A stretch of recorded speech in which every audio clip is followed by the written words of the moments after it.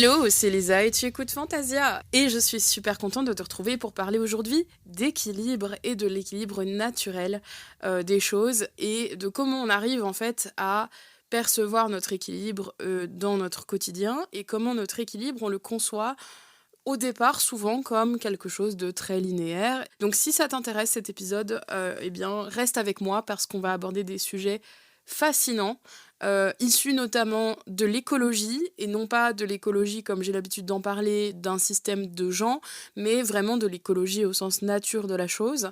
Et je trouve que l'analogie est extrêmement géniale en fait. Donc voilà, je suis très très enthousiaste de te partager cet épisode. Alors cet épisode, il va se baser sur un document qui s'appelle Philosophia Scientia. Et donc le nom de ce document, c'est De l'équilibre naturel à la stabilité et à la résilience, désuétude et persistance. Il a été écrit par Olivier Delettre et Artemis Corneliu. Et je vais m'appuyer sur ce document en fait pour t'expliquer un peu comment d'habitude les gens perçoivent, au même titre qu'ils percevaient l'écologie, comment les gens perçoivent l'équilibre de manière extrêmement linéaire et comment en fait ça n'est pas linéaire et pourquoi c'est une bonne nouvelle. La première perception qu'on avait de l'écologie à l'origine, c'est qu'en fait, la planète, le monde, la nature était un équilibre et que l'humain, par ses actions, venait déstabiliser cet équilibre et que les écosystèmes, en fait, étaient du coup dérangés et immuables, n'étaient pas capables d'adaptation et donc qu'ils étaient forcément altérés par les forces qu'on exerçait sur eux. Et souvent, en fait, c'est la manière dont on perçoit notre équilibre. C'est-à-dire qu'on a dans notre tête un plan, et si ce plan change, on se considère comme étant déséquilibré. Et on ne considère pas l'idée que le plan puisse changer, à moins qu'on ne l'ait décidé. Et c'est un raisonnement qui est intéressant que de se repositionner, de réfléchir sur ce sujet-là. Parce que on a parfois besoin de s'organiser, on a parfois besoin d'avoir des processus, des méthodes d'organisation qui sont établis et qui sont immuables. Et pour autant, si on apprend à amener un peu de granularité, un peu d'adaptation et de résilience là-dedans, on peut arriver à des processus qui le sont moins, qui sont plus adaptables, qui sont plus flexibles et qui du coup sont moins coincés. Et en fait, c'est ce qui s'est passé quand on a commencé à se pencher sur l'écologie de manière un peu plus moderne. On s'est rendu compte que les écosystèmes, ils sont tout le temps en train de faire des mouvements, de s'adapter et en train d'essayer de se reconstruire. Ça s'applique un peu aussi à nos vies parce que quand on a un état d'esprit qui est fixe en l'occurrence, on a la sensation que le moindre petit grain de sable dans l'engrenage va venir tout casser. Et ça, c'est aussi un vecteur de manque de confiance en soi, parce que si on a l'impression qu'un grain de sable peut venir casser notre moteur, bah finalement, on peut vite avoir l'impression qu'un rien peut nous ébranler et peut complètement nous démunir. Ce qui, en fait, dans la réalité des faits, est rarement le cas au quotidien. Par contre, par exemple, quand on a des choses, des examens, des choses importantes à faire ou à passer, là, on peut rebasculer dans cet état-là. Et donc, on se rend bien compte ici de à quel point ça peut être embêtant d'être figé dans un plan et de ne pas pouvoir en déroger, ou d'être inadaptable, d'être immuable, de ne pas pouvoir s'adapter à son environnement. Et c'est là où, évidemment, la résilience va jouer un rôle crucial, et c'est pour ça que je t'en parle vraiment beaucoup tout le temps. La résilience, c'est cette capacité à répondre, en fait, à ton environnement.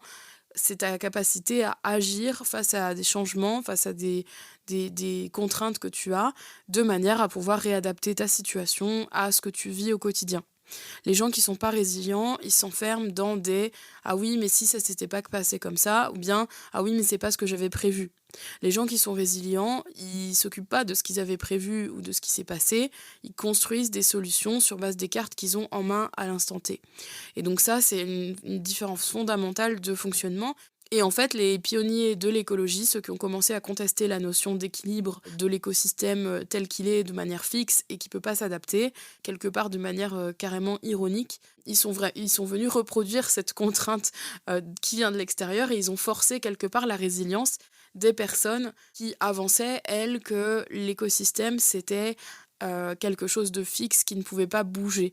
Et c'est ça qui est hyper intéressant dans leur argumentaire, c'est qu'ils sont venus donc convaincre des personnes qui sont convaincues qu'un écosystème ne s'adapte pas, en leur disant si, les écosystèmes s'adaptent en continu et sont tout le temps en train d'activement rechercher un équilibre.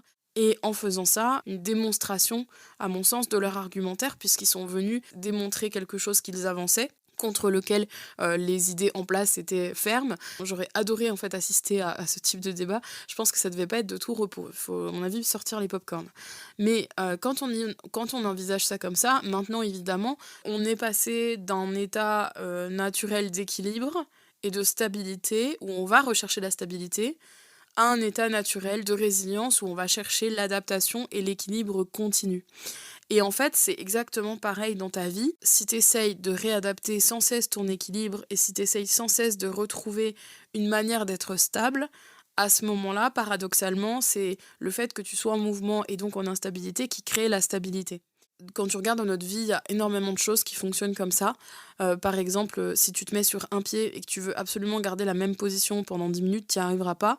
Par contre, si tu te mets sur un pied et que tu t'autorises à bouger pour te rééquilibrer, ça va être bien plus simple. Quand tu commences à faire un truc et que tu te rends compte que ce truc part en vrille, tu peux rester campé sur tes positions en espérant que ça se débloque et que l'extérieur de toi fasse le travail.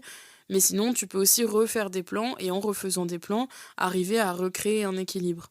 Et en fait, ça se passe, ce truc-là, au-delà de tes projets. C'est-à-dire que par exemple, dans ta vie perso, peut-être qu'il y a des jours où tu es plus fatigué et d'autres jours où tu es plus en forme.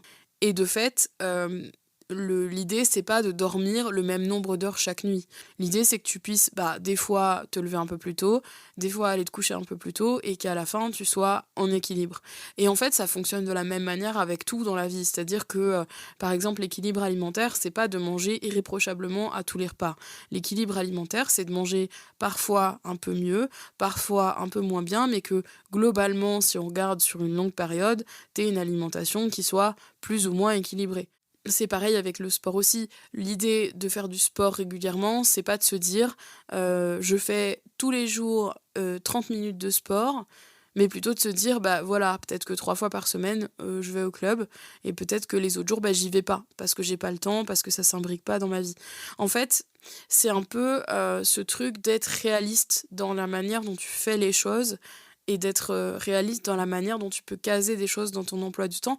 Et ça, mais pareil, en fait, c'est le nouveau de la résilience. C'est comment je prends ce qui existe déjà et qui est une contrainte pour moi et comment je vais l'adapter de manière volontaire et active à ma vie quotidienne. J'adapte mon équilibre, comment je bouge les bras, comment je bouge l'autre jambe qui est en l'air pour tenir sur mon pied en équilibre. Et du coup, la question c'est quoi les choses qui actuellement dans ta vie sont, à ton sens, déséquilibrés et de quelle manière, avec les contraintes que tu as, donc sans faire d'efforts particuliers, juste avec les contraintes que tu as, de quelle manière ça peut être adapté. En fait, on a beaucoup dans notre société ce truc de faire un effort, de devoir travailler dur, etc.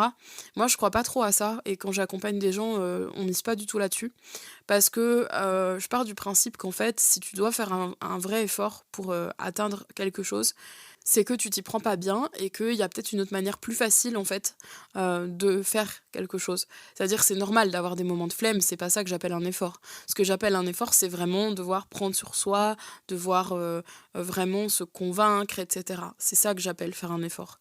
Et pour ça, en fait, la résilience, elle est importante parce que si tu arrives à voir là où tu es empêché d'agir et par quoi tu es empêché d'agir, et ben forcément, tu arrives mieux à mettre en place des choses qui vont te permettre d'agir.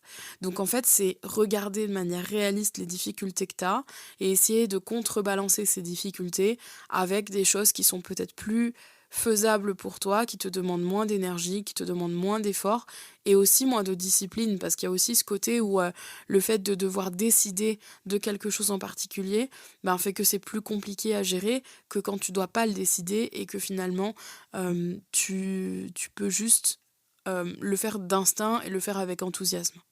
Donc si tu as besoin, d'un coup de main pour retrouver un équilibre, dans ta vie, bah, tu as mon site internet qui est dans la description et puis, dans tous les cas, si jamais tu as envie de discuter avec moi de l'équilibre et de sa linéarité, tu peux me retrouver sur les réseaux sociaux et je serai ravie d'en parler avec toi.